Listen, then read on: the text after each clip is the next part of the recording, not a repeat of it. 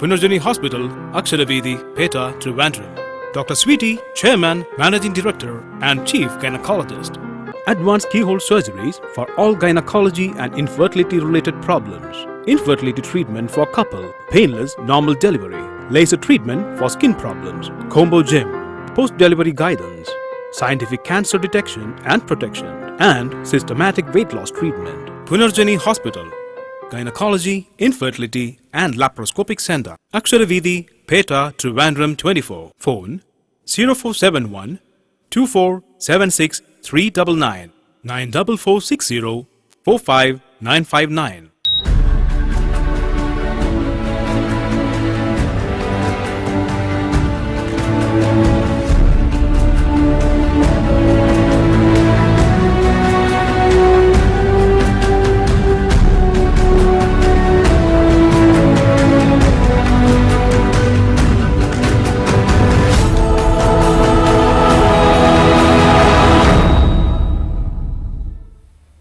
Life ബീറ്റ്സിലേക്ക് എല്ലാ പ്രേക്ഷകർക്കും സ്വാഗതം. ലൈഫ് ബീറ്റ്സിൽ നമ്മോടൊപ്പം തിരുവനന്തപുരം പേട്ട അക്ഷരവീതിയിലുള്ള പുനർജനി ഹോസ്പിറ്റലിലെ ചീഫ് ഗൈനക്കോളജിസ്റ്റും MD-യുമായ ഡോക്ടർ സ്വീറ്റി ഉണ്ട്. ഡോക്ടർക്ക് എപ്പിസോഡിലേക്ക് സ്വാഗതം.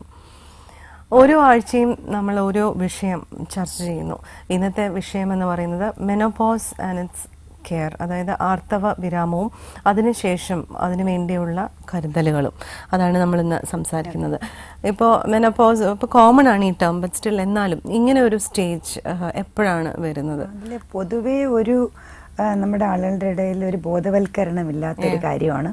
കാര്യം എന്താണെന്ന് വെച്ചാൽ പലരും വിചാരിക്കുന്ന ആർത്തവ വിരാമം, അതായത് മെനോപോസ് ആയിക്കഴിഞ്ഞാൽ ശല്യമില്ലാതൊക്കെ അതങ്ങനെ നടന്ന പോലെ ആ ശല്യമൊക്കെ കഴിഞ്ഞു, ഇനി ഒന്നുമില്ല, ഇനി ഞാനെല്ലാം ഓക്കെയാണ് എന്നുള്ളൊരു ഫീലുണ്ട്. ചിലർക്ക് മറിച്ച് പേടിയുണ്ട്. എന്ന് വെച്ചാൽ ഈ സ്ത്രീ ഹോർമോണുകളൊക്കെ നിലച്ചു പോകുന്നതുകൊണ്ട് എനിക്ക് പ്രായം ഒരുപാടാകുമോ, അല്ലെങ്കിൽ ഞാൻ ഒത്തിരി സ്കിൻ പ്രോബ്ലംസ് ഒക്കെ ചെറുതായിട്ട് വന്നു തുടങ്ങും. അപ്പം അങ്ങനെയൊക്കെ എന്തെങ്കിലും വരുമോ, എനിക്ക് എനർജി പോവോ, പിന്നെ ഒത്തിരി പേര് പറഞ്ഞില്ലെങ്കിലും ഉള്ള ഒരു കാര്യം സെക്ഷുവലി ഉള്ള റിലേഷൻഷിപ്പിൽ ഉള്ള പാർട്ട്ണറുമായിട്ടുള്ള അതിൽ പ്രശ്നം വരുമോ, അങ്ങനെയുള്ള ഒത്തിരി പ്രോബ്ലംസ് മനസ്സിൽ ഉണ്ട് ഇവർക്കെല്ലാം. പക്ഷേ ഈ ഒരു സ്റ്റേജ് കഴിയുമ്പം ശരി ഇത് നിന്നു, അതോടെ കഴിഞ്ഞു, ഇനി വേറെ ഒന്നുമില്ല, ഇനി നോക്കാനൊന്നും ഇല്ല എന്ന് വിചാരിച്ചിങ്ങനെ ഇരിക്കും. അത് കഴിഞ്ഞിട്ട് ശരിക്കും ആ ഹോർമോണുകൾ പൂർണ്ണമായിട്ട് നിലയ്ക്കുന്ന ഒരവസ്ഥയുണ്ട്. അതായത് മാസക്കുള്ളി പീരിയഡ്സ് നിലച്ചെങ്കിലും ഈ ഹോർമോണുകൾ കുറച്ചായിട്ട് ഇങ്ങനെ ബോഡിയിൽ കാണും. മേ ബി ഒരു 1 year വരെയൊക്കെ, ഒരു സപ്പോസ് പീരിയഡ്സ് നിലയിട്ട് പിന്നെയും ഒരു 1 year വരെ, ചിലപ്പം ചിലർക്ക് പെട്ടെന്ന് വരും, ചിലർക്ക് 6 months വരെയൊക്കെ ഒന്നും ഫീൽ ചെയ്യത്തില്ല. ഒരു 1 year അടുപ്പിക്കുമ്പം ശരിക്കും കംപ്ലീറ്റ് ആയിട്ട് ഹോർമോൺസ് അങ്ങ് നിൽക്കും. ആ സമയത്ത് പിന്നെ തുടങ്ങുന്ന പ്രശ്നങ്ങൾ, പിന്നെ ഇവർക്ക് അറിയില്ല ഇത് ശരിക്കും മെനോപോസിന്റെ ആർത്തവ വിരാമം, പീരിയഡ്സ് നിന്നു പോയതിന്റെ പ്രശ്നങ്ങളാണ്, അതിന് ഉള്ള ഇതാണ് എനിക്കിപ്പോൾ വന്നുകൊണ്ടിരിക്കണമെന്ന് അറിയാത്ത കുറച്ച് കാര്യങ്ങളുണ്ടോ. അതിൽ ഒന്ന്, ചൂട് ഭയങ്കര, നല്ല മഴ പെയ്തുകൊണ്ടിരിക്കുമ്പോഴും തണുപ്പിലും ഇവരിങ്ങനെ വേർത്ത് അങ്ങനെ എൻ്റെ പേഷ്യന്റിനെ തന്നെ കണ്ടിട്ടുണ്ട്. നല്ല മഴ വെളിയിലാണെങ്കിൽ ഇവരിങ്ങനെ വേർത്ത് കുളിച്ചുകൊണ്ട് വരും. വേർത്തിന് എപ്പോഴും വേർപ്പേ ചൂട് ചൂടെന്ന് പറഞ്ഞിട്ട് ഇവർ കുളിക്കാൻ പോകും, ഫാൻ്റെ അടി ഇരിക്കും, AC ഇടും, ഇങ്ങനെ എന്തൊക്കെയോ ചെയ്യും. സോ അത് എന്ത് കാരണം എന്ന് അവർക്ക് മനസ്സിലാവില്ല. ദേഹത്തിന് ചൂടുണ്ട്, ദേഹത്തിന് ഉടനെ ചിലർ പോയി ഉടനെ തൈറോയിഡ് നോക്കും. ബിക്കോസ് അതൊക്കെ തൈറോയിഡിനെ പറ്റി കുറച്ച് ബോധവൽക്കരണം ഉണ്ടെന്ന് തോന്നുന്നു. അത് തൈറോയിഡ് ഉണ്ടെങ്കിൽ ചൂട് വരാം, മുടി പൊഴിയാം, അങ്ങനെയൊക്കെ കുറച്ച് പേര് മനസ്സിലാക്കി വെച്ചിട്ടുണ്ട്. എന്തോ അത് മാത്രം ഒരു കോമൺ ആയിട്ട് ബോധവൽക്കരണം ഉള്ളൊരു. അപ്പം പലരും അതൊക്കെ പോയി നോക്കിയിട്ട് വരും. ബട്ട് ആക്ച്വലി ശരിക്കും പറഞ്ഞാൽ അങ്ങനത്തെ ഒരു സംഭവം അല്ല ഇത്. അത് കഴിഞ്ഞിട്ട് പിന്നെ എന്ന് വെച്ചാൽ ഇവർക്ക് ജോലിക്ക് പോണ സ്ത്രീകൾക്ക് എന്തായാലും അവരപ്പോൾ റിട്ടയർ ഒന്നും ആവില്ല. ജോലിക്ക് പോണവർക്ക് തീർച്ചയായിട്ടും അത് അനുഭവപ്പെടും. കാര്യം എന്ന് വെച്ചാൽ ഒരു 5 o'clock വരെ ഒന്നും ഇരിക്കാൻ പറ്റില്ല അവർക്ക്. ആ കോൺസെൻട്രേഷൻ വേണമല്ലോ. നമ്മൾ വീട്ടിലിരിക്കുമ്പോഴും ശരി, ജോലിയിലിരിക്കുമ്പോഴും ശരി, ഒരു പ്രത്യേകതരം കോൺസെൻട്രേഷൻ ഉണ്ടെങ്കിൽ പല കാര്യങ്ങൾ ചെയ്യാൻ പറ്റുള്ളൂ. വീട്ടിലുള്ളവർക്ക് പിന്നെയും കുറച്ച് റെസ്റ്റ് എടുക്കണം തോന്നിയാൽ പോയി കിടക്കാം. ഇതത് നടക്കത്തില്ല. എന്ന് വെച്ചാൽ ഫുള്ളി ഈ കോൺസെൻട്രേറ്റ് ചെയ്ത്, ഇപ്പൊ കണക്ക് കൂട്ടുന്നവർ കാണും, ബാങ്ക് വർക്കേഴ്സ് കാണും, അവർക്കൊക്കെ ഈ കണക്കിൽ ശ്രദ്ധിക്കണം. അങ്ങനെ കോൺസെൻട്രേഷൻ കിട്ടുകയില്ല. എനർജി ലോസ് എന്ന് വെച്ചാൽ കുറച്ച് കഴിയുമ്പോൾ എനിക്കിപ്പോൾ വയ്യ, എന്നുള്ള രീതിയിൽ ചില ദിവസം ഹാഫ് ഡേ ലീവ് എടുത്ത് പോണവർ കാണും. സോ ഇങ്ങനത്തെ അവസ്ഥയിൽ ഇപ്പൊ ഞാൻ പറയുമ്പോൾ പലരും വിചാരിക്കണ്ടാവും എനിക്കിത് ഉണ്ടല്ലോ ഇതൊക്കെ ഓരോരുത്തരുടെ അനുഭവങ്ങൾ എന്നോട് പറഞ്ഞതാ. പിന്നെ അത് കഴിഞ്ഞിട്ട് പിന്നെ ഉണ്ടാവുന്നത് മുടി കൊഴിച്ചിൽ. ഒരുവിധം നല്ല മുടിയുള്ളവരുടെയും മുടി കൊഴിഞ്ഞ് കംപ്ലീറ്റ് പോകും. സ്കിന്നിന്റെ പ്രോബ്ലംസ്, ഈ തൊലിപ്പുറത്ത് കറുത്ത പാടുകൾ ഇങ്ങനെ വന്നു തുടങ്ങും. പിന്നെ കണ്ണിനെ ചുറ്റി ഒരുപാട് കറുപ്പ്, കഴുത്തിൽ കറുപ്പ് അങ്ങനെ വരും. പിന്നെ കുറെ കൂടി കഴിയുമ്പം പുരുഷ ഹോർമോണുകൾ ബോഡിയിൽ പതുക്കെ കൂടാൻ തുടങ്ങും. സ്ത്രീ ഹോർമോൺ ഇല്ലാതെ അത് ഒരു 1-2 വർഷം കഴിയുമ്പോൾ മീശയും ചെറിയ താടി പോലത്തെ രോമ വളർച്ച അങ്ങനെ വരും. സോ ഇതെല്ലാം കൂടി ഒരാളിനെ അലട്ടുന്ന സംഭവമായിരിക്കും ടോട്ടലി. ഇത് മെനോപോസിന്റെ ആണെന്ന് മനസ്സിലാക്കാൻ പോലും ചിലർക്ക് പറ്റത്തില്ല. ഇപ്പം അത്രയ്ക്കുള്ള ബോധം. പിന്നെ ചില എഡ്യൂക്കേറ്റഡ് ലേഡീസ് ഓഫീസിലേക്കുള്ളവർ അങ്ങോട്ടും ഇങ്ങോട്ടും പറയും എനിക്കിങ്ങനെ വരണോ, എനിക്കിങ്ങനെ വരുന്നില്ല, എനിക്കിങ്ങനെ ഒരു ഫീൽ ഉണ്ടെന്ന് പറയുമ്പോൾ അയ്യോ എനിക്കും ഉണ്ട്. അങ്ങനെ തമ്മിലറിയാം. പക്ഷെ സാധാരണ ഒരു വീട്ടമ്മയ്ക്ക് എവിടെ നിന്നായി ഇത് അറിയാൻ പോകുന്നത്? അവരിതെല്ലാം സഹിച്ചിങ്ങനെ ഇടയ്ക്കിടയ്ക്ക് ഉള്ള പ്രശ്നങ്ങള്, പിന്നെ സുഖം ഇല്ലെങ്കിലും വയ്യാന്ന്, എനർജി ഇല്ലെങ്കിലും ജോലി ചെയ്യുക, ഇങ്ങനെയൊക്കെ ആയിരിക്കും. പക്ഷെ എനിക്ക് തോന്നുന്നു കുറച്ച് സൗന്ദര്യ പ്രശ്നങ്ങൾ കുറച്ച് കൂടുതലാവുമ്പം സ്ത്രീകളല്ലേ. അപ്പൊ അവര് ചിലരൊന്നും ചില കുടുംബങ്ങളിൽ വളരെ നേരത്തെ മെനോപോസ് ആവുന്നത് 40 ഏർലി 40s. സാധാരണ ഇപ്പൊ നമ്മൾ പറയുന്ന എല്ലാം ലേറ്റ് ആയിക്കൊണ്ടിരിക്കല്ലേ. മനുഷ്യന്റെ ജീവിതത്തിന്റെ കാലയളവും കൂടി ഫോർ ഫീമെയിൽസ് ഇപ്പൊ 70 years വരെ ഉണ്ട്. അപ്പോൾ മെനോപോസ് ഇപ്പൊ 50s വരുന്നുള്ളൂ. കുറച്ച് ലേറ്റ് ആയിട്ടാണ് ഇപ്പൊ കണ്ടു തുടങ്ങിയിരിക്കുന്നത്. അങ്ങനെയാ. സോ പണ്ട് നമ്മൾ 45-48 പറയും. ബട്ട് നൗ ഒരു 50 ഒക്കെ വരെയൊക്കെ പോകുന്നുണ്ട് എല്ലാവരും. സോ അങ്ങനെ ഇരിക്കുമ്പം കുറച്ചും കൂടെ ഏർലി ആയിട്ട് ഒരു 40ന്റെ തുടക്കത്തിലൊക്കെ ആവുന്നവർക്ക് ഈ അപ്പോഴൊരു യങ്ങാണ്. അപ്പോഴേ ഈ പറഞ്ഞ മാതിരിയുള്ള സംഭവങ്ങൾ വണ്ണം കൂടും, തടി വയ്ക്കും, അതെല്ലാം ആവുമ്പോഴത്തേക്കും അത് സൗന്ദര്യ പ്രശ്നമായി മാറുമ്പം വളരെയധികം അവര് വ്യാകുലരായി പോവും. അപ്പോഴായിരിക്കും ചിലപ്പം ഡോക്ടറെ കാണാൻ വരുന്നത്. ചിലർ വന്ന ഉടനെ എൻ്റെ അടുത്ത് പറഞ്ഞ ഡോക്ടറെ കണ്ണിൻ്റെ അടിയിൽ കറുപ്പ്, കഴുത്തിൽ കറുപ്പ്, ഇതിനെ ഞാൻ എന്ത് ചെയ്യണം? മുടി ഒരുപാട് കൊഴിയുന്നുണ്ട്, ഇതിനെന്താ ചെയ്യേണ്ടത്? ഇങ്ങനെയാണ് എല്ലാവരും ചോദിക്കുന്നത്. അല്ലാതെ അപ്പോഴേ നമ്മൾ അങ്ങോട്ട് ചോദിക്കണം. അതായത് നിങ്ങൾക്ക് മാസക്കുളി ഉണ്ടോ, നിന്നോ, അതിനെക്കുറിച്ച് ഇവർക്ക് ബോധമേ ഇല്ല. എന്നുവെച്ചാൽ ഒരു ബോധവൽക്കരണവും ഇല്ല. ദാറ്റ് ഈസ് ഞാനിത് കഴിഞ്ഞുകൊണ്ടാണ് എനിക്കിങ്ങനെ. സോ അതാണ് ആദ്യം അറിയേണ്ടത്. എന്തൊക്കെ കുഴപ്പങ്ങൾ വന്ന് തോന്നിയാൽ അത് മാസക്കുളി നിന്നതിൻ്റെ ആയിരിക്കും. ഉടനെ ചിലപ്പോൾ വരില്ല. May be it will take 6 months. So അതാണ്. അപ്പം നമ്മൾ വരുമ്പോഴത്തേക്ക് ആദ്യം ചെയ്യുന്നത് ആക്ച്വൽ മെനോപോസ് ആണോ എന്ന് അറിയണം. ചിലർക്കൊക്കെ 1 വർഷം വരെയൊക്കെ വെറുതെ പീരീഡ് വരാതിരിക്കും. പിന്നെയും 1 വർഷം വരെ വരാതിരുന്നാൽ മെനോപോസ് തന്നെയാണ് എന്ന് നമുക്ക് വിധി എഴുതാൻ പറ്റും. അതിനെക്കാട്ടിലും നല്ലത് മെനോപോസൽ ഹോർമോൺസ് എന്ന് പറഞ്ഞിട്ടുണ്ട്. ആ ഹോർമോൺ ചെക്ക് ചെയ്ത് ഉറപ്പ് വരുത്തുക ഇവര് മെനോപോസ് ആയ സ്ത്രീയാണ്. അതാണ് അവർക്ക് ആദ്യം നമ്മൾ ചെയ്തു കൊടുക്കേണ്ടത്. ശരിക്കും നിങ്ങൾക്ക് മാസക്കുളി നിന്നു എന്നുവെച്ചാൽ പൂർണ്ണമായിട്ടും എല്ലാ ഹോർമോണുകളും നിലച്ചു, സ്ത്രീ ഹോർമോണുകളെല്ലാം. സോ ആ ഒരു രീതിയിലാണ് ഇപ്പം നിൽക്കുന്നത്. അപ്പോൾ അടുത്ത സ്റ്റെപ്പ് മെനോപോസൽ കെയറിലേക്ക് നിങ്ങൾ പോവാറായി എന്ന് പറയുന്നു. ഇതിനെപ്പറ്റി നമുക്ക് കൂടുതൽ സംസാരിക്കാം ഒരു ചെറിയ ഇടവേളയ്ക്ക് ശേഷം.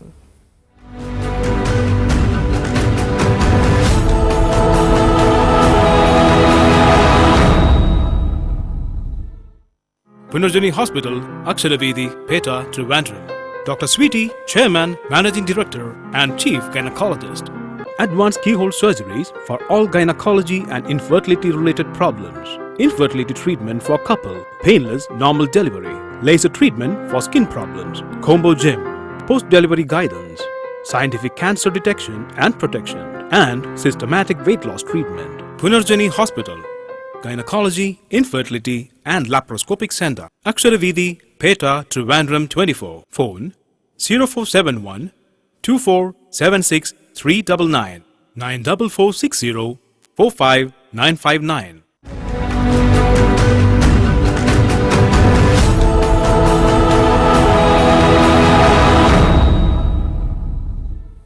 ലൈഫ് ബീറ്റ്സ് തുടരുന്നു.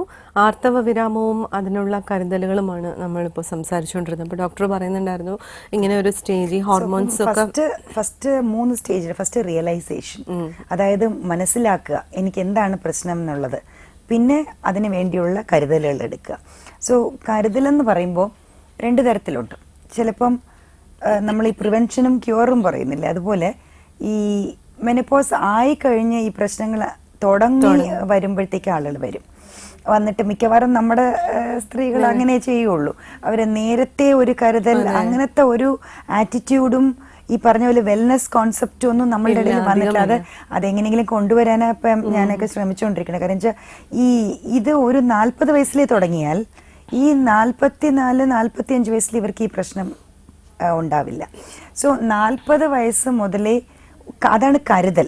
ദാറ്റ് ഈസ് നമുക്ക് ചെയ്യാൻ പറ്റിയ, മുൻകൂറായിട്ട് ചെയ്യാൻ പറ്റിയ കുറച്ച് കാര്യങ്ങൾ. സോ അപ്പോൾ അതെന്തൊക്കെയാണ് ചെയ്യേണ്ടത്? ഒരു 40s കഴിയുമ്പം എല്ലാ സ്ത്രീകളും പൊതുവെ വെയിറ്റ് കൂടാനുള്ള സാധ്യതയുണ്ട്. പിന്നെ വേറൊരു കാര്യമുണ്ട്, നമ്മുടെ ആക്ടിവിറ്റി കുറയാണ്. നമ്മൾ ഒരുപാട് അപ്പോഴത്തേക്കും വലിയ ജോലികൾ, ഭാരിച്ച ജോലികളിൽ നിന്നൊക്കെ നമ്മൾ മാറി നിൽക്കും. ഒരു 40 ആകുമ്പോൾ നാച്ചുറലി മക്കളും അവരൊക്കെ എല്ലാവരും അവരുടെ ടേക്ക് ഓവർ, അങ്ങനെ അല്ലെങ്കിൽ നമ്മൾ തന്നെ കുറച്ച് ചെയ്യും. പിന്നെ ജോലിക്ക് പോണ സ്ത്രീകളും ഈ പറഞ്ഞ പോലെ അവർ ഹയർ പൊസിഷൻസിലേക്ക് വരും. അപ്പൊ അവരുടെ ആക്ച്വൽ ജോലി ഭാരം കുറയും ചെയ്യും. സോ അങ്ങനെ ഒരു റെസ്പോൺസിബിൾ പൊസിഷനിലേക്ക് ഇരിക്കുന്നുള്ള ടെൻഷൻ മാത്രമേ ഉണ്ടാവുള്ളൂ. സോ ഈ ഒരു രീതിയിലായിരിക്കും ആ ഏജിൽ ഇരിക്കാൻ പോകുന്നത്. സോ അപ്പോഴേ നമുക്ക് ചെയ്യാൻ പറ്റുന്ന എനിക്ക് വണ്ണം കൂടുന്നുണ്ട്, തടി കൂടുന്നുണ്ട് എന്നറിഞ്ഞാൽ ഏറ്റവും നല്ലത് ആദ്യം, അതുവരെ ചെയ്തില്ലെങ്കിലും അറ്റ്ലീസ്റ്റ് ഒരു 40 കഴിയുമ്പോൾ ഒരു മിനിമം എക്സസൈസ് ആണ് പറയുന്നത്. ഞാൻ അത്രേ പറഞ്ഞു കൊടുക്കാറുള്ളൂ. 40 മിനിറ്റ്സ് അല്ലെങ്കിൽ 30 to 40, തുടക്കം 30 മിനിറ്റ് മതി. 30 മിനിറ്റ് റെഗുലർ ആയിട്ട് ഒരു 40 കഴിയണ എല്ലാ സ്ത്രീകൾക്കും ഇതിപ്പോ ഞാൻ വരും മുമ്പേ സൂക്ഷിക്കുക എന്നുള്ള മെത്തേഡാണ് ഇപ്പൊ പറഞ്ഞത്, കരുതലാ പറയുന്നത്. സോ 40 വയസ്സ് മുതലേ എല്ലാ സ്ത്രീകളും ഒരു വെയിറ്റ് കൂട്ടാതിരിക്കാൻ ശ്രമിക്കുക. അതുവരെ നിങ്ങൾ വെയിറ്റ് കൂടിയ ഒരാളായിരുന്നാൽ പോലും പിന്നെ അങ്ങോട്ട് കുറയ്ക്കാൻ പറ്റും. എന്നുവെച്ചാൽ ആ സമയത്ത് തൊട്ട് നമ്മുടെ ദഹനശേഷി, ഭക്ഷണം, അനാവശ്യമായ ഭക്ഷണം കഴിച്ചാൽ അത് ഉൾക്കൊള്ളാൻ പറ്റുന്ന ബോഡിയുടെ കപ്പാസിറ്റി ഒക്കെ കുറഞ്ഞിരിക്കും. സോ ഈ പണ്ടത്തെ ആളിൽ പോലെ ഒരു പ്രായം കഴിഞ്ഞാൽ രാമകൃഷ്ണ എന്ന് പറഞ്ഞിരിക്കണം, രാമകൃഷ്ണ എന്നിരുന്നില്ലെങ്കിലും ഇപ്പൊ ആരും അങ്ങനെ ഇരിക്കില്ല, അങ്ങനെ ഇരിക്കരുതെന്നാണ് എൻ്റെ അഡ്വൈസ്. ഇറ്റ്സ് നോട്ട് ലൈക്ക് ദൈവത്തെ വിളിക്കണം എന്നല്ലാതെ ദൈവ വഴിയിലേക്കൊന്നും പോകേണ്ട കാര്യമില്ല. It's still young. സോ അതിന് അങ്ങനെ ആവുന്നത് ഇതുപോലെ നമ്മൾ കരുതാതിരിക്കുമ്പോഴാണ്. സോ അതൊന്നും വേണ്ട. യു ക്യാൻ സ്റ്റിൽ എപ്പോഴും പോലെ തന്നെ യങ് ആയിരിക്കാൻ പറ്റും. പക്ഷെ 40 തുടങ്ങണം. ഈ കതിരുമേൽ വെള്ളം വയ്ക്കാൻ പാടില്ല എന്ന് പറയില്ലേ. So you have to start from the beginning. അപ്പം 40 ആ വെയിറ്റ് കുറയ്ക്കാൻ ശ്രമിക്കണം. സോ ഞാൻ പറയുന്ന ഒരു നല്ല അഡ്വൈസ് എന്ന് പറഞ്ഞാൽ നടക്കലാണ്. പക്ഷെ നടക്കലെന്ന് പറഞ്ഞാൽ ഒരു അരമണിക്കൂർ നല്ല വർക്കത്തക്ക രീതിയിൽ, അത് പറ്റുന്ന ദിവസങ്ങളിൽ അങ്ങനെ നടക്കുക.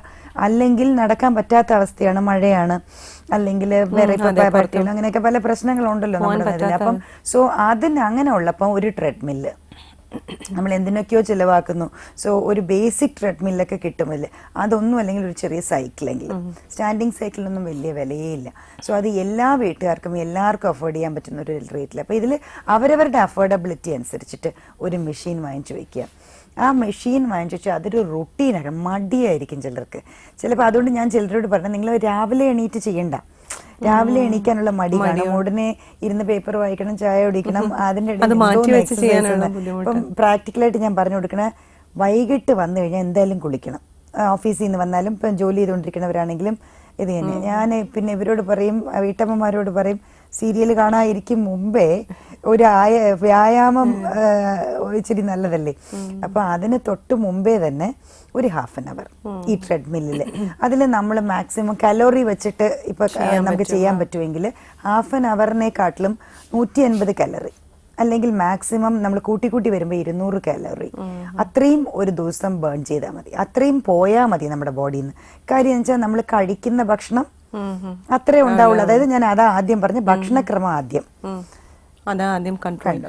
സോ നമുക്ക് എക്സസൈസസ് നമുക്ക് വലിയ എക്സസൈസ് ഒന്നും വേണ്ട. അതാ ഞാൻ പറഞ്ഞ മാക്സിമം ½ an hour. വീട്ടിലൊരു മെഷീൻ ഉണ്ടെങ്കിൽ നമ്മൾ ചെയ്യും. പക്ഷെ മടി തോന്നുകയാണെങ്കിൽ നമുക്കൊരു 5 മണി 6 മണിക്ക് ചെയ്താൽ മതി. അപ്പോഴും നമ്മൾ വയറ് നിറച്ച് കഴിക്കുന്ന സമയമല്ല. മേ ബി ഒരു ടീ ഓർ 2 ബിസ്ക്കറ്റ്സോ വല്ല 4-4:30 മണിക്കേ കാണുമായിരിക്കും. അത് കഴിഞ്ഞ് ഒരു 5 o'clock തുടങ്ങിയാൽ ഒരു 5:30ക്ക് നമുക്ക് തീർച്ചയായിട്ടും വൈൻഡപ്പ് ചെയ്ത് കുളിച്ച് സുന്ദരിയായിട്ട് വന്ന് സീരിയൽ കാണാൻ പറയും ഞാൻ. അപ്പോൾ ഈ എക്സസൈസ് നമ്മൾ ഫസ്റ്റ് ഇതിൽ അപ്പം അതിന് മുമ്പേ തന്നെ ഭക്ഷണത്തിലോട്ട് വരും. ഇപ്പോൾ എക്സസൈസ് ഇപ്പം ഞാൻ പറഞ്ഞല്ലോ, പറ്റുന്ന സമയത്ത്, ദാറ്റ് ഈസ് നമ്മൾ ഇന്ന സമയം എന്നൊക്കെ പറഞ്ഞാൽ ഒരു ഏജിൽ ചിലപ്പോൾ നടക്കില്ല, പല കാര്യങ്ങളുണ്ടാകും. സോ എനി ടൈം, അതായത് വൈകിട്ടെങ്കിൽ വൈകിട്ട്, സോ വാട്ട്, നമുക്ക് ഒരു ദിവസം ഇത്രയും കാലറീസ് പോകുന്നു, അതാണ് നമ്മുടെ എയിം, അത്രേ ഉള്ളൂ. അപ്പോൾ കഴിക്കുന്നതും അതുപോലെ കുറഞ്ഞു തന്നെ ഇരിക്കണം. സോ അപ്പോൾ അടുത്ത് നമ്മൾ വരേണ്ട സ്റ്റേജ് ഭക്ഷണത്തിലേക്കാണ്. ഭക്ഷണത്തിൻ്റെ കാര്യം വരുമ്പോഴത്തേക്കും ഈ വളരെ അമിതമായിട്ട് നോൺ വെജിറ്റേറിയൻ കഴിക്കുന്ന സ്ത്രീകളിൽ ഞാൻ കേരളത്തിലേ കണ്ടിട്ടുള്ളൂ. കാര്യം എന്ന് വെച്ചാൽ ഇത്രയും ബീഫിനോടൊക്കെ ചിലർക്കൊക്കെ ഭയങ്കര ഒരു ഇഷ്ടമാണോ, അതിനോട് ആർത്തിയാണോ, എന്താണ് അത്, അഡിക്ഷൻ ആണെന്ന് തോന്നുന്നു. ചിലർക്കൊക്കെ അത് തന്നെ വേണമെന്ന്. ചില ഹസ്ബൻഡ്സ് ഒന്ന് എൻ്റെ അടുത്ത് പറയാറുണ്ട്, ഡോക്ടറെ ബീഫ് ഇല്ലാതെ ഇവള് കഴിക്കില്ല, അതുകൊണ്ടാണ് ഞങ്ങൾക്ക് വാങ്ങിക്കേണ്ടി വരുന്നത്. പുറത്തുനിന്ന് വാങ്ങിക്കുന്ന, വീട്ടിൽ കുക്ക് ചെയ്യാൻ പ്രയാസമുള്ള സാധനമാണെന്ന് തോന്നുന്നു. സോ അതുകൊണ്ട് വീട്ടിൽ വാങ്ങിക്കാതെ പുറത്തുനിന്ന് വാങ്ങിച്ചോണ്ട് വന്ന് ഒരു ശീലമായി കഴിഞ്ഞാൽ ഡെയിലി വേണം. അപ്പം ചില അതില്ലാത്തവര് അടുത്തൊരു ദുശീലം കാണും, ബേക്കറി ഐറ്റം തിന്നുകൊണ്ടിരിക്കും. ചോദിച്ചാൽ ചോറ് കഴിക്കില്ല, ചോറ് കഴിച്ചാലേ വണ്ണം വെക്കുള്ളൂ, തടി വെക്കുള്ളൂ. അപ്പൊ അത് വേണ്ട. ഞാൻ പക്ഷെ ഇടയ്ക്കിടയ്ക്ക് ഇങ്ങനെ മുറുക്കും ചിപ്സും അതൊക്കെ ഞാൻ ഇങ്ങനെ കുറച്ചുകൊണ്ട് എടുക്കും. പിന്നെ വൈകിട്ട് വരുമ്പം ഹസ്ബൻഡ് പപ്സ് വാങ്ങിച്ചുകൊണ്ട് വരും, അപ്പൊ അത് കഴിക്കും. ഇങ്ങനെയൊക്കെയാണ് പറയുന്നത്. അപ്പൊ അത്രയൊക്കെ ഉള്ളൂ ഡോക്ടർ, അല്ലാതെ ഞാൻ മതിയില്ലോ. അപ്പൊ നമുക്ക് ശരിക്കും ഈ ബേക്കറി ഐറ്റംസ് എന്ന് പറഞ്ഞാൽ മൈദ കൊണ്ടും ഒക്കെ ഉണ്ടാക്കിയ അത് നല്ലോണം എണ്ണയൊക്കെ എന്ത് എണ്ണയാണെന്ന് പോലും നമുക്കറിയില്ല. ഇല്ല ചിലത് നെയ്യൊക്കെ ഇട്ടിട്ടുള്ള ഭയങ്കര സ്വീറ്റ്സ് ആയിരിക്കും.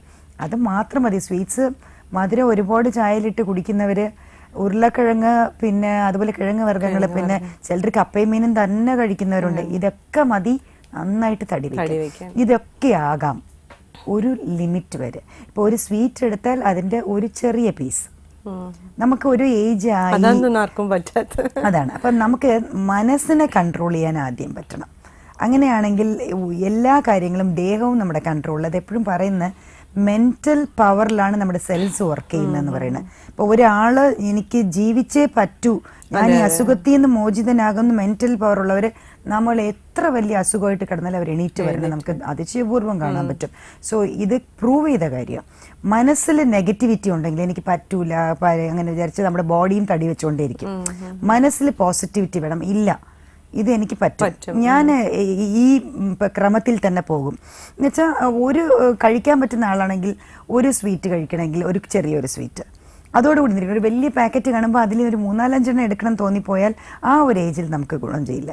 സോ അങ്ങനെ സ്വീറ്റ്സ് ഒക്കെ ഒരുപാട് അവോയ്ഡ് ചെയ്യണം. എണ്ണയിൽ പൊരിച്ച പലഹാരങ്ങൾ, ഇപ്പം നമ്മുടെ വീടുകളിലൊക്കെ, ഇപ്പോൾ ഒരു പഴയ വീടുകളിലൊക്കെ സ്ഥിരം ഉണ്ടായിരുന്നൊരു കാര്യമാണ് ഈ വാഴയ്ക്കപ്പം അങ്ങനെയൊക്കെയുള്ള സാധനങ്ങൾ എല്ലാം ഭയങ്കര എണ്ണയുള്ളതാണ്. മിക്കതും എണ്ണ ഭയങ്കരമായിരിക്കും. അത് വൈകിട്ടത്തെ പലഹാരം, ഇവിടെ ലോക്കലായിട്ട് പറയണത് എണ്ണപ്പലഹാരമാണ്. സോ അത് തീർച്ചയായിട്ടും നിർബന്ധമായിട്ട് അതില്ലെങ്കിൽ കടയിൽ പോയി വാങ്ങിച്ചുകൊണ്ട് വരുന്നത് എനിക്കറിയാം. കടയിൽ നിന്ന് വാങ്ങിച്ച് കഴിക്കുന്നത് അത് വേണമെന്നുള്ള. സോ ഇതൊക്കെയാണ് നമ്മുടെ ജീവിത രീതിയിൽ മാറ്റേണ്ട കുറച്ച് കാര്യം, ഭക്ഷണ രീതിയിൽ. പിന്നെ എന്ത് ചെയ്യാമെന്ന് ചോദിച്ചാൽ, എത്രയും കൂടുതൽ ഡയബറ്റിക് അല്ലെങ്കിൽ ഫ്രൂട്ട്സ് ഇൻക്ലൂഡ് ചെയ്യുക. Punarjani Hospital, Aksharavedhi, Peta, Trivandrum. Dr. Sweetie, Chairman, Managing Director and Chief Gynecologist. Advanced keyhole surgeries for all gynecology and infertility related problems. Infertility treatment for couple, painless normal delivery, laser treatment for skin problems, combo gym, post-delivery guidance, scientific cancer detection and protection, and systematic weight loss treatment. Punarjani Hospital, Gynecology, Infertility and Laparoscopic Center. Aksharavedhi, Peta, Trivandrum 24. Phone 0471 2476 399 94460 45959. ഭക്ഷണക്രമം എന്ന് പറഞ്ഞാൽ, so ഈ avoid ചെയ്യേണ്ട കാര്യങ്ങളാണ് ഞാനിപ്പോൾ പറഞ്ഞത്. അതായത് ഈ എക്സ്ട്രാ ഫാറ്റുള്ള സാധനങ്ങൾ, അപ്പോൾ അതിൽ ഇതെല്ലാം പെടും ഈ പറഞ്ഞ പോലെ. പിന്നെ ഈ ചോറിൻ്റെ കാര്യം പറഞ്ഞത്, ചോറ് ഒരു കപ്പ് വരെയൊക്കെ, ഒരു വലിയ ഒരു കപ്പ് ഈസ് ഓക്കെ ഒരു നേരം. അതും ഈ പറഞ്ഞ പോലെ നമ്മുടെ ഈ അരിയൊക്കെ എന്ന് പറയുമ്പോൾ മിക്കവാറും അതിൽ സ്റ്റാർച്ച് ഉള്ളതാണ്, ഒന്നും സ്റ്റാർച്ച് മാറ്റിയതല്ല. അപ്പോൾ സോ നല്ല രീതിയിൽ അത് വണ്ണം വയ്ക്കും. അപ്പോൾ സോ ഈ ചിലരുണ്ട് രാവിലെയും അത് ഉച്ചയ്ക്കും രാത്രിയും രാത്രി ചോറ് കഴിക്കണത് എങ്ങനെ വന്നാലും ശരിയാവില്ല. ഒന്നാമത് ദഹനത്തിനുള്ള സമയമില്ല, ചോറ് കുറച്ച് ദഹിക്കാൻ സമയമെടുക്കും. അതിനെക്കാട്ടിലും സിമ്പിളായിട്ട് ആവിയിൽ വെന്ത എന്തായാലും കുഴപ്പമില്ല. ഓട്സ് കുടിക്കാം ഇഷ്ടം മാതിരി. സോ അങ്ങനത്തെ ഒരുപാട് കാര്യങ്ങൾ, ഓപ്ഷൻസ് പറയുകയാണെങ്കിൽ ഒരുപാടുണ്ട്. അതേപോലെ ബ്രേക്ക്ഫാസ്റ്റ് ഞാൻ പറയാം എപ്പോഴും ഒരു ജ്യൂസ്, പിന്നെ 2 മുട്ടയുടെ വെള്ള, കുറച്ച് എന്തെങ്കിലും 1 or 2 ഇഡലിയോ ദോശയോ അങ്ങനെ ഒരു കൺട്രോളിൽ നിർത്തുക. 11 മണിക്ക് ഒരു ചെറിയ ബിസ്ക്കറ്റ്, ഒരു ചായ വേണം, നിർബന്ധം ഉണ്ടെങ്കിൽ ബ്ലാക്ക് ടീ ആക്കാൻ പറ്റുമെങ്കിൽ അത് നല്ലത്, അല്ലെങ്കിൽ ഗ്രീൻ ടീ. എല്ലാ ദിവസവും അങ്ങനെ വേണമെന്നില്ല, മടുക്കും. സോ മാറി മാറി അത് ചെയ്യാം. അതേപോലെ വൈകിട്ട് ഉച്ചയ്ക്ക് ഒരു മിതമായിട്ട് കഴിച്ചിട്ട് കൂടുതൽ മീൻ ഉപയോഗിക്കുക, അതായിരിക്കും നല്ലത്. അതും കറിയായിട്ട്. ഫ്രൈഡ് ഐറ്റംസ് ഒക്കെ കുറയ്ക്കുക. മീൻ തന്നെ ഫ്രൈ, ഫിഷ് ഫ്രൈ ഒക്കെ കാണും, ഇല്ലെങ്കിൽ പിന്നെ ചിക്കൻ ഫ്രൈ, ബീഫ് ഫ്രൈ, അല്ലെങ്കിൽ ബീഫിന്റെ, അങ്ങനെ നമ്മുടെ നാട്ടിൽ ഇത് 3 വളരെ, അതായത് ബീഫ് വളരെയധികം ദോഷം ചെയ്യുന്നത്, വളരെ ദോഷം ചെയ്യുന്നത്, കൊളസ്ട്രോൾ അങ്ങ് ഹൈയിലിരിക്കുന്ന ഒരു സാധനം. സോ അതൊക്കെ പിന്നെ ഈ സമയത്ത് ശ്രദ്ധിച്ചേ പറ്റൂ. കാര്യം എന്ന് വെച്ചാൽ ഒരു ആർത്തവ വിരാമം വന്ന സ്ത്രീ, മെനോപോസ് ആയ ഒരു സ്ത്രീയും പുരുഷൻ ഈക്വൽ ആവുകയാണ്. അവരുടെ സ്ത്രീ ഹോർമോണുകളാണ് അവരെ പല കാര്യത്തെ, ഹാർട്ട് അറ്റാക്കിൽ നിന്ന്, കൊളസ്ട്രോളിൽ നിന്ന്, പ്രഷറിൽ നിന്ന്, ഷുഗറിൽ നിന്ന് ഒക്കെ അവരെ പ്രൊട്ടക്ട് ചെയ്തുകൊണ്ടിരുന്നത് ഈ സ്ത്രീ ഹോർമോണുകളായിരുന്നു. അപ്പോൾ സ്ത്രീ ഹോർമോണുകൾ നിലയ്ക്കുന്നതും ഇത് വരുന്നതും ഒരേ ടൈമിങ്ങിലായിരിക്കും.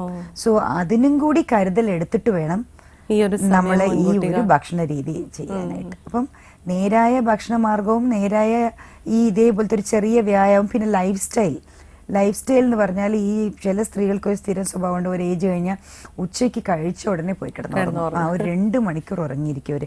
പിന്നെ 4:30 ചായക്കേ എണീറ്റ് ചായ ഇടാന്നുള്ള രീതിയിൽ. സോ ഏറ്റവും ദോഷം ചെയ്യുന്ന ഒരു കാര്യമാണ് ഒരു സ്ത്രീക്ക്. പണ്ടത്തെ ആളുകൾ പറയും സ്ത്രീ ഇത് പകല് കിടന്നുറങ്ങിയ വീട് മുടിയുന്നത്. അത് പറയുന്നത് സയന്റിഫിക് ആയിട്ട് പറഞ്ഞതാ. ഇങ്ങനെ പറഞ്ഞാലേ ചിലപ്പോൾ കേൾക്കുള്ളൂ. അതിങ്ങനെയാണ് പല കാര്യങ്ങൾ ആളുകൾ ദൈവത്തെ ബന്ധപ്പെടുത്തി പറയും, അല്ലെങ്കിൽ ഐശ്വര്യത്തെ ബന്ധപ്പെടുത്തി പറയും. അങ്ങനെയൊക്കെ പറയണതെന്ന് വെച്ചാല് അല്ലെങ്കിൽ നമ്മുടെ സ്ത്രീകൾ കേൾക്കില്ല. ഉച്ചയ്ക്ക് കിടന്ന് ഉറങ്ങാൻ പാടില്ല, ദേഹത്തിന് ചീത്തയാണെന്ന് പറഞ്ഞാൽ ആരെങ്കിലും കേൾക്കും. ഉച്ചയ്ക്ക് ഉറങ്ങിയ വീട് മുടി എന്ന് പറഞ്ഞാൽ ആരും ഉറങ്ങൂല. സോ അങ്ങനെയൊക്കെയാണ് പണ്ടത്തെ ആളുകൾ ലോജിക്കലി മെയിൻറ്റെയിൻ ചെയ്തുകൊണ്ടിരുന്നത്. അത് മാത്രമല്ല ആളുകൾ എങ്ങനെ മനസ്സിനെ ടാക്കിൾ ചെയ്യണം എന്നതൊക്കെ വളരെ രസകരമായ, അതൊരു വലിയ പാർട്ടുണ്ട് എങ്ങനെയാണ് ഇവർ ഓരോന്നും നടത്തിയിരുന്നത്. അതേപോലെ ഈ പറഞ്ഞ മാതിരി ആ ഒരു ലൈഫ് സ്റ്റൈൽ മാറ്റണം. ഉച്ചയ്ക്ക് പിന്നെ നൈറ്റിൽ അറ്റ്ലീസ്റ്റ് ഒരു 6 മണിക്കൂറെങ്കിലും ഉറങ്ങണം, 6 to 8 hours. അല്ലെങ്കിൽ വണ്ണം കൂടുകയുള്ളൂ. കാര്യം വെച്ചാൽ നമ്മളെ ബോഡിക്ക് ഇച്ചിരി റെസ്റ്റ് കൊടുക്കണം. അപ്പൊ അതിന്റെ മെറ്റബോളിസം എന്ന് പറയുന്ന സംഗതി, അതായത് കുറച്ചൊന്ന് നടക്കും. കാര്യം എന്താ വെച്ചാൽ അത് റെസ്റ്റ് ചെയ്യുമ്പോൾ ബാക്കി കാര്യങ്ങളൊന്നും ഇല്ലെങ്കിൽ അതിന്റെ ജോലി, എല്ലാ അവയവങ്ങളും അതിന്റെ ജോലി ചെയ്തുകൊണ്ടിരിക്കും. അവർക്ക് എക്സ്ട്രാ ചെയ്യേണ്ടി വരത്തില്ല. സോ ആ അത്രയും റെസ്റ്റ് അവർക്ക് ഹെൽപ്ഫുൾ ആയിരിക്കും. പക്ഷേ നമ്മൾ അത് മനസ്സിലാക്കാതെ നൈറ്റിൽ 3 മണി വരെയൊക്കെ ഇരിക്കുന്നുണ്ട് ഒരു കുട്ടികൾ. ഇപ്പോഴത്തെ കുട്ടികൾ ഇന്റർനെറ്റും വെച്ചിരിക്കും. എന്നിട്ട് രാവിലെ എങ്ങനെ പോലും ഒരാൾക്ക് 7-8 മണിക്കെങ്കിലും എണീക്കാതിരിക്കാൻ പറ്റില്ല. സോ അങ്ങനെ വരുമ്പം നല്ലോണം, അത് പ്രത്യേകിച്ച് ഒരു പ്രായം കഴിയുമ്പോൾ നല്ലോണം വണ്ണം വയ്ക്കും. അത് തീർച്ചയായിട്ടും ദോഷം ചെയ്യും. സോ അപ്പം ഈ 3 കാര്യങ്ങൾ, ഭക്ഷണം, ഇത് വ്യായാമം, ഇത് നോക്കുക. ഇതിനോടൊപ്പം ഡോക്ടറുടെ സഹായം എവിടെയാ വേണ്ടി വരുന്നത്. ഫസ്റ്റ് എക്സസൈസ്, ഇപ്പൊ ഞാൻ ജിമ്മൊക്കെ വെച്ചിട്ടുണ്ട്. അങ്ങനെയുള്ള നമ്മുടെയൊക്കെ പോലത്തെ ഒരു വെൽനസ് സെന്റർ ആണെങ്കിൽ അവിടെ തന്നെ അവർക്ക് എല്ലാം ചെയ്യാൻ പറ്റും. അതും ഡയറ്റ് കൗൺസിലിംഗ് കൊടുക്കുന്നുണ്ട്. പിന്നെ മെനോപോസൽ ഏജിലുള്ള എല്ലാവർക്കും ഗൈഡൻസ് ഉണ്ട്. അതായത് ഈ പറഞ്ഞതിന്റെ പോലെ തന്നെ അതിന്റെ കുറച്ചും കൂടി വിശദീകരണത്തോടുകൂടി എന്തൊക്കെ ചെയ്യണം എന്നുള്ളത് അവർക്ക് അവരുടെ ദിനചര്യ അനുസരിച്ച് പറഞ്ഞു കൊടുക്കും. അതാണ് അതിന്റെ ഒരു പ്രീ ഗൈഡൻസ്. ഷോർട്ട് വന്നു കഴിഞ്ഞാൽ ഈ ഇത്രയും പ്രശ്നങ്ങൾ നമ്മൾ വന്നു കഴിഞ്ഞാൽ പിന്നെ ഇതൊക്കെ തന്നെയാണ് ട്രീറ്റ്മെന്റ്. പക്ഷേ നമ്മൾ അതിലേക്ക് കുറച്ചും കൂടി നമ്മൾ അതായത് മെനോപോസ് കഴിഞ്ഞിട്ട് പിന്നെ വന്നു കഴിഞ്ഞാലുള്ള പ്രശ്നം എന്ന് വെച്ചാൽ നമുക്ക് പിന്നെ അവരെ ഒന്ന് ശരിയാക്കി എടുക്കാൻ, അവരൊന്ന് നേരെയാവാൻ ഒരു 6 മാസത്തെ മിനിമം 3 to 4 months ഒരു നമ്മുടെ പ്രോപ്പർ ആയിട്ടുള്ള ട്രീറ്റ്മെന്റ് പറഞ്ഞു കൊടുക്കും. ആ ട്രീറ്റ്മെന്റ് അവർ അടുത്ത മാസം നമ്മൾ മോണിറ്ററിംഗിലായിരിക്കും. കണ്ടിന്യൂ ചെയ്ത് ഒരു 4 മാസം കഴിയുമ്പോഴേ അവർ പൂർവ്വസ്ഥിതിയിലേക്ക് മാറുള്ളൂ. അതുവരെ ഈ അസ്വസ്ഥതകൾ ഇങ്ങനെ ഇരുന്നുകൊണ്ടിരിക്കും. അപ്പൊ നേരത്തെ കൂട്ടി ഒന്ന് ഒരു കരുതൽ 40 കഴിയുമ്പോഴെങ്കിലും ഒരു കരുതൽ എടുത്തിരുന്നാൽ ഒരു പ്രശ്നമില്ല. വന്നു കഴിഞ്ഞിട്ടാണെങ്കിലും ട്രീറ്റ്മെന്റ് ഉണ്ട് തീർച്ചയായിട്ടും. അതാണ് തീർച്ചയായിട്ടും നമ്മൾ വന്നിട്ട് ചിലപ്പോൾ ഹോർമോണിന്റെ വളരെ കുറവും പ്രശ്നങ്ങളും ഉണ്ടെങ്കിൽ ഹോർമോൺ നോക്കും, ടെസ്റ്റുകൾ ചെയ്ത് നോക്കും. എന്നിട്ട് വലിയ പ്രശ്നമുള്ള ഒരാളാണെങ്കിൽ ചെറിയ ഡോസിൽ ഹോർമോൺസ് കൊടുക്കും. ഹോർമോൺ റീപ്ലേസ്മെന്റ് തെറാപ്പി, HRT എന്ന് പറയും. മെനോപോസ് ആയതിനു ശേഷം അവർക്ക് ഇത് കാരണം ഭയങ്കര പ്രശ്നങ്ങളുള്ളവരാണെങ്കിൽ ചെറിയ തോതിൽ നമുക്കതൊരു കാലയളവുണ്ട്, ഇത്രയും കാലയളവേ കൊടുക്കാവുന്നത്. സോ അത് പാലിച്ചുകൊണ്ട്, പലർക്കും പേടിയുണ്ട് ഹോർമോൺ എടുത്താൽ പിന്നെ ക്യാൻസർ വരും. സോ അങ്ങനെ ഒന്നും ഉണ്ടാവില്ല. ഡോക്ടറുടെ അഡ്വൈസിൽ പിന്നെ വേറൊരു കാര്യമുണ്ട്, ഒരു പ്രിസ്ക്രിപ്ഷൻ വാങ്ങിച്ചിട്ട് ജീവിതകാലം മുഴുവൻ അത് കഴിച്ചാൽ കുഴപ്പമാവും. ഡോക്ടർക്കാവുമ്പോൾ അറിയാം എത്ര ചേഞ്ചിലാണ്, എത്ര ദിവസം വരെ ഇതാവാം, കുഴപ്പമില്ലാതെ ആകാം എന്നുള്ളത്. സോ അപ്പോൾ അത് നമ്മൾ ചെറിയ തോതിൽ കൊടുക്കും, ന്യൂട്രീഷൻ കൊടുക്കും, ദെൻ പ്രോട്ടീൻ കൊടുക്കും, അതേപോലെ ഭക്ഷണ രീതികൾ പറഞ്ഞു കൊടുക്കും, വ്യായാമം, ഇതെല്ലാം അതിനുശേഷം പിന്നെ തുടങ്ങേണ്ടി വരും. പക്ഷെ ഇതെല്ലാം കൂടി കൊടുക്കുമ്പം അവരെ ഒരുവിധം എനർജി ലെവലും ഒക്കെ നോർമലാവും. പഴയ ഒരുപാട് പേഷ്യൻസ് എനിക്കിങ്ങനെ ഉണ്ട്, ഭയങ്കര കഷ്ടപ്പെട്ടിട്ട് വന്നവര്, അതേപോലെ യൂട്രസ് മാറ്റിയവരും. ചിലപ്പോ അതിന് ഉടനെ കെയർ ഇപ്പൊ ഒരിടത്തും കൊടുക്കുന്നില്ല. യൂട്രസ് മാറ്റുന്ന സ്ഥലത്ത് നിന്ന് തന്നെ കെയർ കൊടുത്തിരുന്നെങ്കിൽ പ്രശ്നമില്ല. ഇതങ്ങനെ ഇല്ലാത്തതുകൊണ്ട് എനിക്ക് ഒത്തിരി പേഷ്യൻസ് വന്നത് പലയിടത്തും യൂട്രസ് മാറ്റിയിട്ട് അവർക്ക് യൂട്രസ് അല്ല ആക്ച്വലി ഓവറീസ് മാറ്റുമ്പം ഉള്ള പ്രശ്നങ്ങളുമായിട്ട് വരണം. അങ്ങനെയുള്ളവർക്കൊക്കെ ഇപ്പം അങ്ങനെയുള്ളവരും മെനോപോസ് ആയവരും ഒക്കെ വലിയ പ്രശ്നത്തിൽ വന്നവരെ ഞാനൊരു 3-4 മാസം കഴിഞ്ഞപ്പോൾ ഇപ്പോൾ അവര് വളരെ സന്തോഷത്തിന് ഡോക്ടറെ എല്ലാം ഓക്കെ ആയി, ഇപ്പം ഒരു പ്രശ്നവും ഇല്ല, വേർപ്പില്ല എന്നൊക്കെ പറയുന്നുണ്ട്. സോ ഒരു ട്രീറ്റ്മെന്റ് എന്ന് പറയുന്ന കെയർ എന്ന് പറയുന്നതിന്റെ ഗുണം തന്നെയാണ്. എത്ര ആയാലും നമ്മൾ ഒരു ഗർഭിണി എങ്ങനെ കെയർ ചെയ്യുന്നു, അത് കെയർ ആണ്. അപ്പൊ അതുപോലെ തന്നെയാണ് അടുത്ത സ്റ്റേജാണ് ഈ ഒരു കുഞ്ഞിനെ എങ്ങനെ കെയർ ചെയ്യുന്നു. അല്ലെങ്കിൽ ഒരു മാസക്കുള്ളി ആദ്യമായിട്ട് വന്ന ഒരു പെൺകുട്ടിയെ, നമ്മൾ ഋതുമതിയായ ഒരു പെൺകുട്ടിയെ നമ്മൾ ഒരുപാട് കെയർ ചെയ്യുന്നു, അത് കൊടുക്കുന്നു, കുറുക്ക് കൊടുക്കുന്നു. അതേ സെയിം കെയർ നമ്മൾ ഈ മെനോപോസ് ആയ സ്ത്രീക്കും കൊടുക്കണം. അവര് ശരിക്കും ഒരു മാസക്കുളി നിൽക്കുന്ന ഒരു സ്ത്രീക്ക് അവർക്ക് തീർച്ചയായിട്ടും സ്വന്തമായിട്ട് ചെയ്യാൻ പറ്റുന്ന കാര്യങ്ങളാണ്. സോ അവർക്ക് ചെയ്യാൻ പറ്റുന്ന കാര്യങ്ങൾ അവർ തീർച്ചയായിട്ടും ഒരു ഡോക്ടറുടെ ഗൈഡൻസോടെ ചെയ്യുക. പിന്നെ ഇതിനെ ഒരു പ്രശ്നമേ അല്ല എന്ന് വിചാരിച്ചാൽ അത് പ്രശ്നമാവും. സോ പലർക്കും അറിയില്ല ആർത്തവവിരാമം, അതാണ് ഞാനിപ്പോൾ പറയാൻ ഉദ്ദേശിച്ചത്. മെനോപോസ് അഥവാ ആർത്തവവിരാമം അല്ലെങ്കിൽ നിങ്ങളുടെ പീരിയഡ്സ് നിന്ന് പോയി കഴിഞ്ഞാൽ തീർച്ചയായിട്ടും ഒരു ഡോക്ടറെ സമീപിക്കണം. ഒരിക്കലും അത് ഒരു കുഴപ്പവും ഇല്ല എന്ന് വിചാരിച്ചിരിക്കരുത്. അതിനുശേഷം നിങ്ങൾക്ക് ഒരുപാട് കാര്യങ്ങൾ എല്ലാ സ്ത്രീകൾക്കും ആവശ്യമാണ്. സോ അത് വളരെ വളരെ ഇമ്പോർട്ടൻ്റ് ആണ്. Please go to a doctor after menopause. So അങ്ങനെ ആയാൽ എന്ത് ഗുണം കിട്ടും?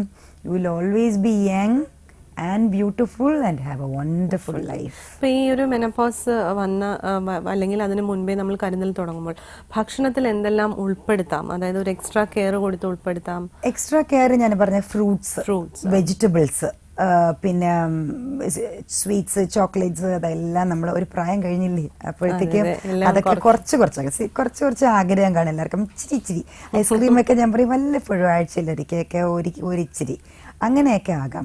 പക്ഷേ എന്തെങ്കിലും ചില പ്രത്യേക വെജിറ്റബിൾ, ഫ്രൂട്ട് അങ്ങനെ ഉള്ളത് വന്നിട്ട് ഉണ്ട്. ദാറ്റ് ഈസ് മാതുളം കഴിച്ചോളാൻ പറയുന്നുണ്ട്. മാതുളത്തിന് കുറച്ച് ഹോർമോണൽ ഇഫക്റ്റ് ഉണ്ട്. മാതുളം നല്ലതാണ്, പപ്പായ നല്ലതാണ്, ചേന, കാച്ചില് നല്ലതാണ്. സോ അങ്ങനത്തെ ഉള്ളതൊക്കെ ആദ്യമേ കുറച്ച് കഴിക്കാം. അതായത് ഷുഗർ ഇല്ലാത്തവർ ചേനയും കാച്ചിലും കഴിക്കാം. ഇനി അവിടെ പറഞ്ഞ അത് പ്രശ്നം. മാതുളവും അതുപോലെയാണ്. ഇപ്പൊ ഇതെല്ലാം ഷുഗർ പേഷ്യൻസിന് പിന്നെ നമുക്ക് കൊടുക്കാനുള്ള ഒരു സോയാബീൻസ്.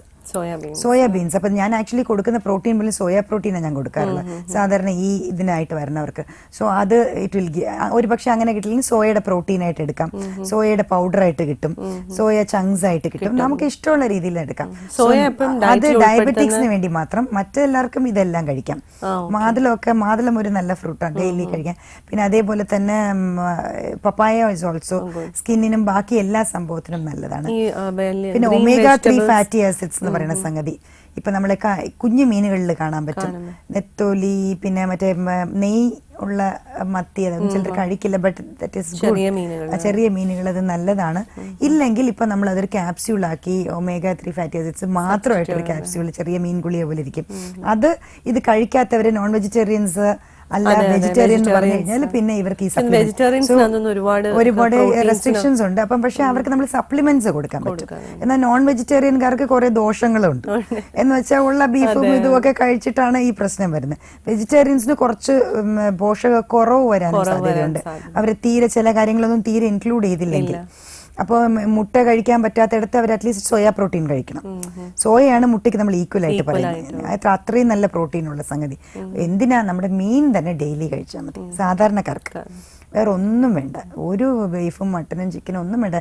നോൺ വെജിറ്റേറിയൻ എന്ന് പറയുമ്പോൾ ബീഫിനെ ഒക്കെ മാറ്റിയിട്ട് പഴയ കാലം പോലെ നമ്മളെ മീൻ പഴയതിലേക്ക് ഇനി എല്ലാവരും തിരിക്കുകയില്ലേ. സോ തിരിച്ചു പോകണം നമ്മൾ. കാര്യം വെച്ചാൽ മീനാക്കുക. മീൻ തീർച്ചയായിട്ടും ഒരു ദോഷവും ചെയ്യില്ല. കറിയാണ് നമുക്ക് ഗുണം മാത്രമേ ചെയ്യുള്ളൂ. ഓക്കെ. സോ അപ്പം വ്യായാമം, proper exercise, life style, food, പിന്നെ ഡെഫിനറ്റ്ലി ഡോക്ടേഴ്സ് കെയർ, ഗൈഡൻസ് ആണ് നിങ്ങൾക്കപ്പോൾ വേണ്ടത്. അതായത് വേണ്ടത് ഒരു തുണയാണ്. അത് കൂടെ ഇത് ഇങ്ങനെ ചെയ്യാം അങ്ങനെ ചെയ്യുന്ന കൂടെ നടക്കുന്ന ഒരു തുണയായിട്ടാണ് അപ്പോൾ ഞാൻ ഡോക്ടറെ കാണുന്നത്. ഞാൻ ഡോക്ടറായിട്ടിരിക്കുന്നാലും ആ ഡോക്ടർ അപ്പം അങ്ങനെ ആകണം എന്നാണ്. She should be A guide.